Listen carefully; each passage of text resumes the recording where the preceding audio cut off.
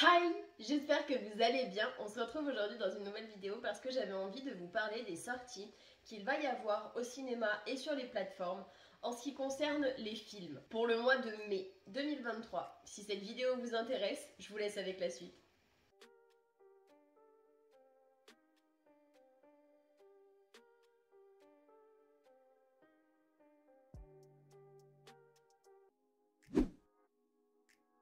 Le premier film qui doit sortir le 3 mai, il s'agit des Gardiens de la Galaxie, volume 3. Peter Quill, qui est le chef du navire, on va dire ça comme ça, qui est le capitaine de tout le monde, qui dirige tout le monde, a perdu, comme vous le savez ou pas forcément si vous avez vu les autres Gardiens de la Galaxie, Gamora, la jeune femme en vert, va mourir. Peter Quill, son copain, ne va pas réellement bien le prendre, il va être complètement dans le déni.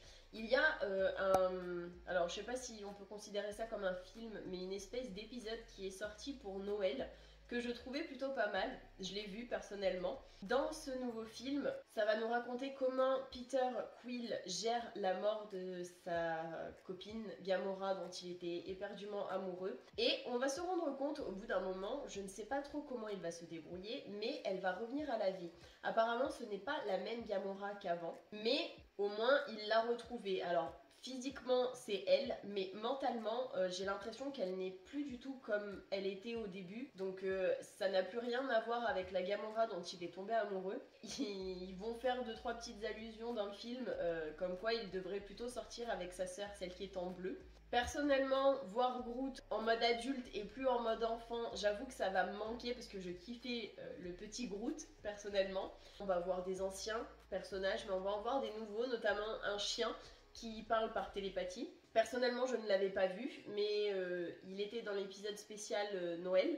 Donc on va avoir plein de nouvelles personnes qu'on n'avait pas forcément vues.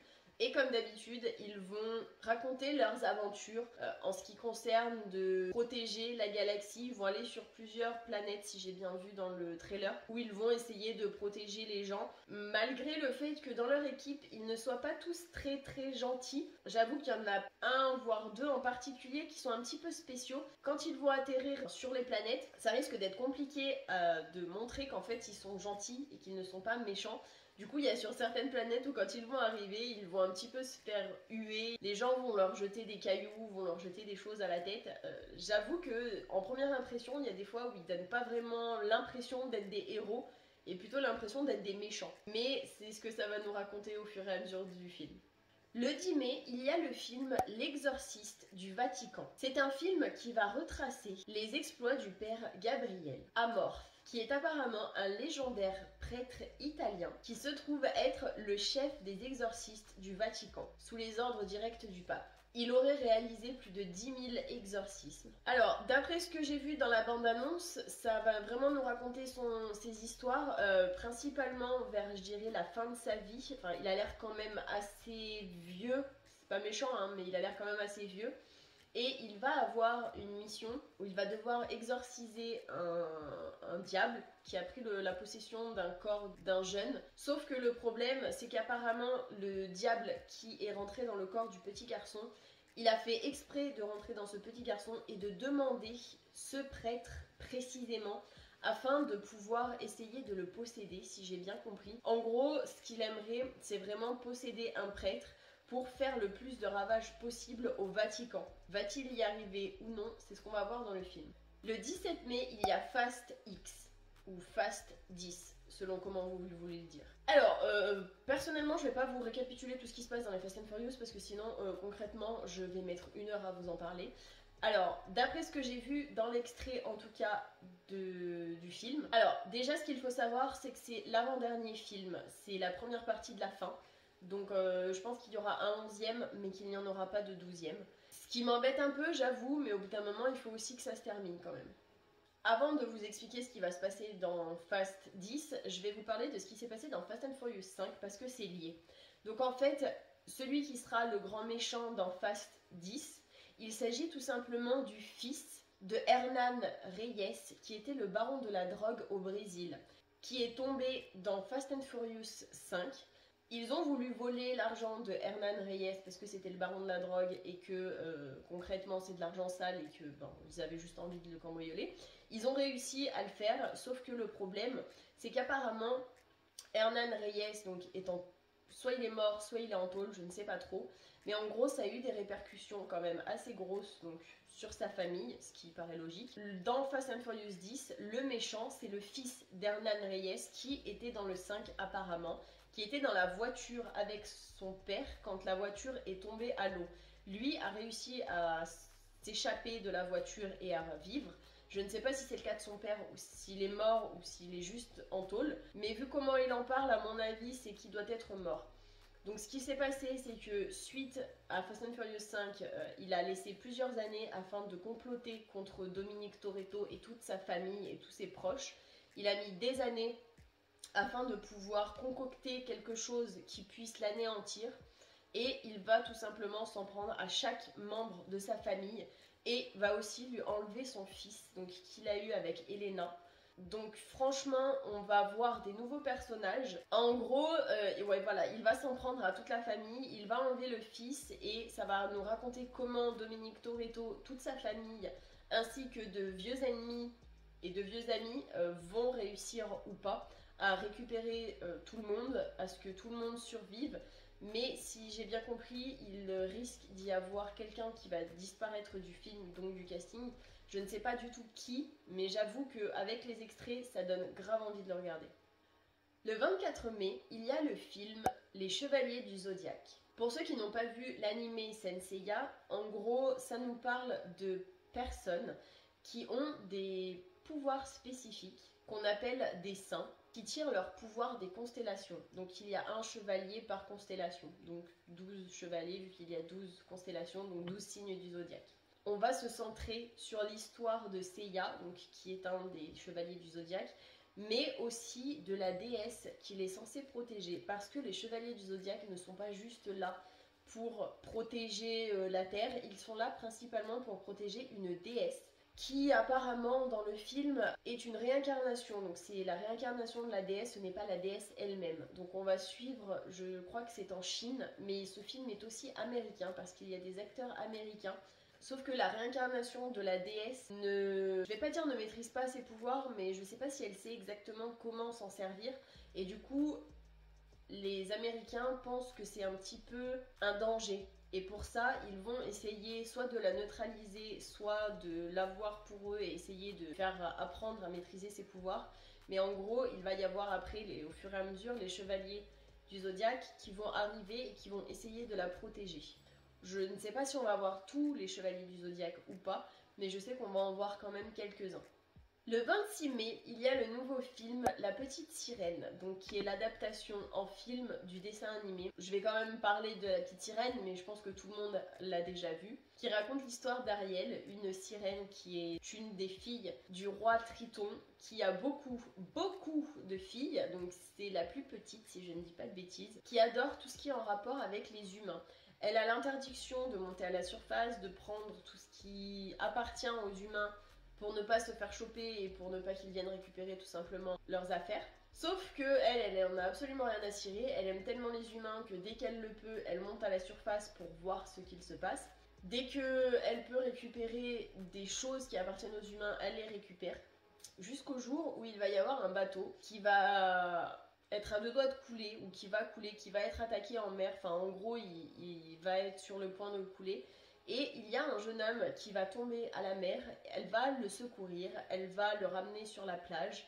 Sauf que ce jeune homme aurait vu, entre guillemets, aperçu le visage de la petite sirène, et notamment va entendre un chant qui va le poursuivre toute sa vie. Il va tout faire pour retrouver cette jeune fille, ne sachant pas que c'est une sirène. Elle va tout faire pour avoir des jambes et pour être sur la terre ferme, pour pouvoir retrouver justement le jeune homme. Elle va donc faire un pacte avec Ursula. Donc déjà la nana, elle te donne pas vraiment envie de faire un pacte avec elle. Où elle va devoir sacrifier en principe sa voix contre des jambes. Sauf que pour pouvoir redevenir elle-même donc une sirène, il faut qu'elle trouve le véritable amour. Sinon, sa voix ainsi que son âme sera à Ursula. Alors Ursula va faire en sorte qu'Ariel ne puisse pas avoir son baiser d'amour sincère afin de pouvoir garder son âme de sirène et sa voix principalement. Donc elle va vraiment foutre le bordel dans tout ça. Et ça raconte vraiment l'histoire de comment Ariel va réussir à avoir son prince. En tout cas je l'espère. Si ça suit vraiment le film dessin animé de base. Le 31 mai, il y a Spider-Man Across the Spider-Verse. D'après ce que j'ai vu, c'est plus en animation le film, c'est pas vraiment un film. Ça raconte donc l'histoire d'un Spider-Man qui est assez jeune, qui fait son boulot de Spider-Man, donc qui aide la population de sa ville, qui aide vraiment le plus de monde possible grâce à ses toiles d'araignée, grâce à tous ses super pouvoirs. Sauf que, si j'ai bien compris, il va aller dans une espèce de multiverse où il y a que des Spider-Man. Mais de toutes sortes, des petits, des grands, des gros, des pas humains, des nanas, franchement de plein de sortes différentes. Sauf que le problème, c'est qu'à un moment donné, si j'ai bien compris dans la bande-annonce, il va y avoir une attaque dans le multiverse où il va se trouver, donc justement avec tous ces autres Spider-Man. Et en gros, ça va principalement nous raconter l'histoire de Miles Morales, donc qui est le personnage principal, mais aussi de l'araignée Gwen Stacy, et donc de comment ils vont réussir à s'en sortir par rapport à l'attaque dans le multiverse ou pas. Parce que je ne sais pas s'il va réussir à s'en sortir ou pas. Je pense que oui, en général, dans ce genre de film, ils aiment bien faire en sorte que la fin se passe bien. Toujours le 31 mai, il y a le nouveau film Renfield, qui va nous raconter l'histoire de R.M. Renfield, qui est un détenu d'un asile, qu'on soupçonne d'être complètement fêlé, mais qui se trouve être un serviteur de Dracula. Donc si j'ai bien compris, il va réussir à sortir, en tout cas d'après ce qu'on voit dans la bande-annonce. Il va faire des séances de groupe, un peu style toxico, alcoolo, etc., où il va raconter un petit peu, mais pas dans tous les détails, ce qu'il se passe dans sa vie. Principalement le fait qu'ils doivent amener des personnes à son maître, on va dire ça comme ça. Il trouve ça bizarre en fait, plus il parle de ce qu'il doit faire, plus les gens le trouvent un petit peu chelou, ce qui est complètement normal, jusqu'au jour où malheureusement le maître, ce jeune homme, va venir à une réunion et comment vous dire qu'il va soigner son entrée parce que vu comment il va arriver dans la réunion, j'avoue que ça fait flipper. Donc j'ai l'impression qu'il n'est pas forcément d'accord avec son maître, donc avec Dracula, mais en tout cas il a hérité par Dracula de certains de ses pouvoirs. En contrepartie, il faut qu'il amène des gens à Dracula pour qu'il puisse se nourrir. Il ne veut pas non plus amener des gens pour qu'il les tue, mais il n'a pas vraiment le choix si j'ai bien compris. Et toujours le 31 mai, il y a le nouveau film Le Croque-Mitaine, qui raconte l'histoire de Sadie Harper, une jeune lycéenne, et sa petite sœur, Sawyer, qui sont toutes les deux sous le choc après la soudaine mort de leur mère. Leur père, Will, étant dévasté par la mort de sa femme, sachant que Will est thérapeute de profession, il isole complètement ses filles de ce qu'il ressent, il leur apporte pas d'affection, pas de soutien, absolument rien. Jusqu'au jour où un patient complètement taré arrive chez Will, donc son thérapeute. Je ne sais pas pourquoi, il va lui laisser une espèce d'entité qui va vouloir tuer en fait tout simplement la petite fille et je suppose aussi la grande, sans que le père s'en rende compte. Donc pour lui, en gros, il n'y a absolument rien dans la maison. Il ne s'est pas rendu compte que son patient avait amené une entité un petit peu diabolique. Et il ne va pas forcément croire ce que sa fille va lui dire. Il va penser que c'est une enfant et qu'elle hallucine. Sauf qu'en fait, pas du tout. Il y a vraiment le croque-mitaine qui se cache du coup dans son armoire et qui ensuite va sous son lit, etc. etc.